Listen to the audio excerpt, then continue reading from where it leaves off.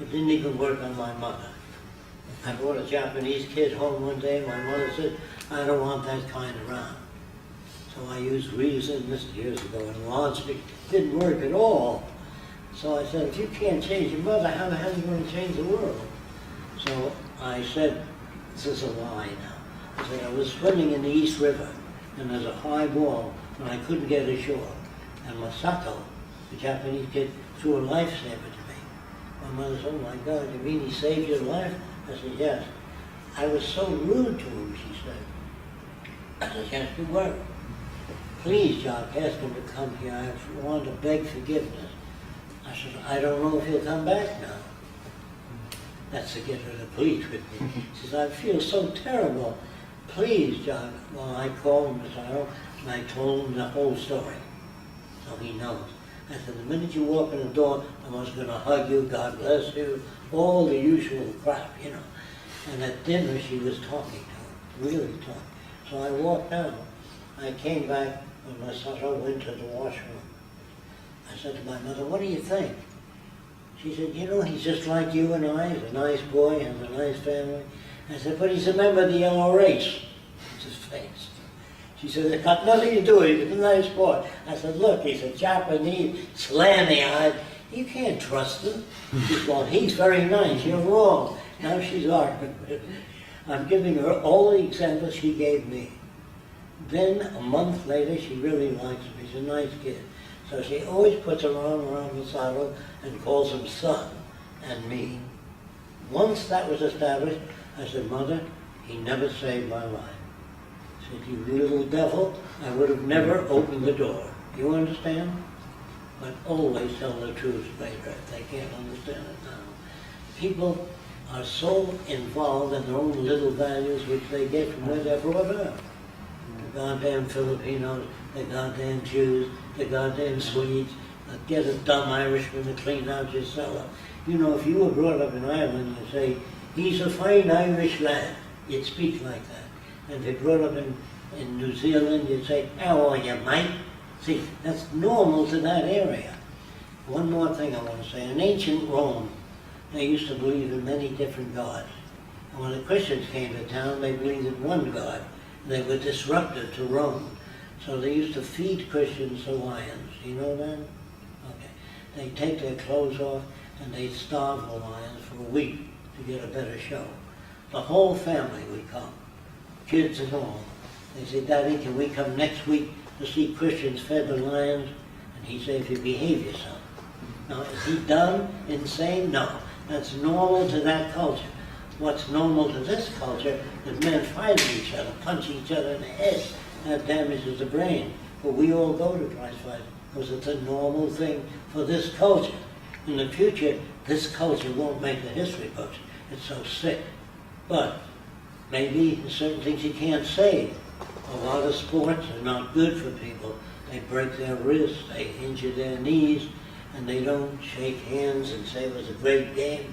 They feel resentful, they argue, they beat each other up in the stadium. It's not good for people.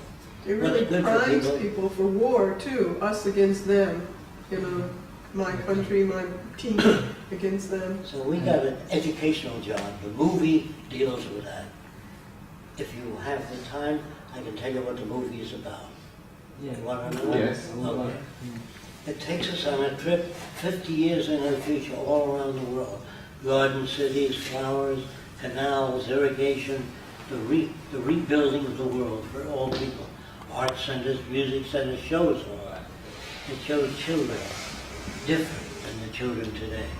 Instead of, I want a balloon, I want this. The kids know geology. They're trained when they're very young. Kids want to know how airplanes fly. They want to know what makes war, Daddy. Why do people kill each other? Why do murderers murder people? They want to know. But we don't give them any of them. We stay at the store to bring us a baby. We don't, kids are ready for real information. So the kids of the future talk differently than they do. My kids talk to geology, continental drift. They talk to atmospheric conditions, hurricanes.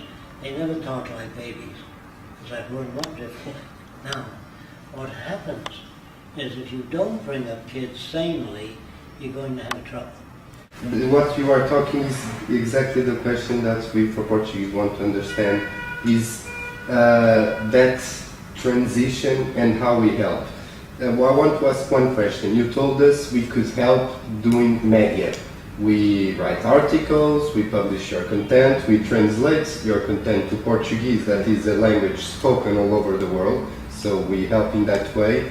Can we go, or must we go further, like doing research of our own and projects related to your ideas that we know by... I just want you to understand, movie can get to millions of people. My lectures, no. I go all over the world, it's only 500, 300 people. That movie can get to millions of people in 1 month. And the movie shows, so they don't project. A lot of people think they project their own values into the Venus Project. They picture a bunch of scientists in gray. You will work in Area D. You, Area D. It's nothing like that. That's Hollywood. They show robots choking the designers, blowing up spaceships. That is not the Venus Project. But the book, 1984, Brave New World, Atlas Shrugged, is anti-science, written by artists. And it's nothing like that. The Greek movement is doing a nonprofit also, and they're trying to get together with all the other European zeitgeist movements to work together on different projects. You might want to get in touch with them too, Yes. get you their information. And also on the zeitgeist movement, we just saw Gilbert, and he mentioned something about maybe having the Greek movement get in touch with them because they have some criteria for nonprofits. I don't know what it is yet, and so I can't really say what it's about, but I think they have some criteria for the zeitgeist nonprofits. I can't say if we go along with them, I haven't seen it. No, but, of course, so of course. I have to We see want what to they- understand they're as we saying. have a legal entity, as its defense and its only existence is to do scientific work and investigation. That is the first question. Should we do it? Should we do investigation I think for a it'll help you. nucleus? I think a Okay. legal entity will help you, and it'll help bring on other people who are in the scientific world. That's the way the Greek movement feels We as have- well. we have, And you can do projects more so. You can get, from the European Union, you can get funding if you have a nonprofit, which would be helpful. Exactly. And if you join with the others, it might be even more useful to get more funds and do larger projects. Exactly, because there is a concept that is the recognition by the state that it will have a benefit on taxes, and that is Yeah. one of the way we want to go. So, do media. I want to synthesize, not to take you much work, but on the main question is, do media, we do media, and do the content. Do research, we do research. We even try and are doing a project of switching hours of labor between the members of the non-profit organization, as it is, I think, the most better way to do a collapse in the monetary system, because we don't use money. So we exchange the service between us, and that is the questions I want to say. What should we do, if more or less, between the non-profit organization and the zeitgeist movement? We are talking about that contribution of both. Cooperation. Yes, collaboration. But we want to really know is the Venice Project think it's okay if I go with a megaphone in front of the Bank of Portugal? You understand? Is that kind of question. And until where can I go? And that I'm doing the idea, and I'm not using an institution that You is have to corrupted. convince the wealthy people that they will not suffer. We don't want to take their property away. What happened in America during the Depression, the big plants had no orders and they failed, and they were never bailed out. And what happened when I was a kid, a man owned an aircraft factory, and he was a friend of mine, and the government came in and said, we're taking over your factory. He said, why? You haven't paid taxes for 3 years on any of your machinery.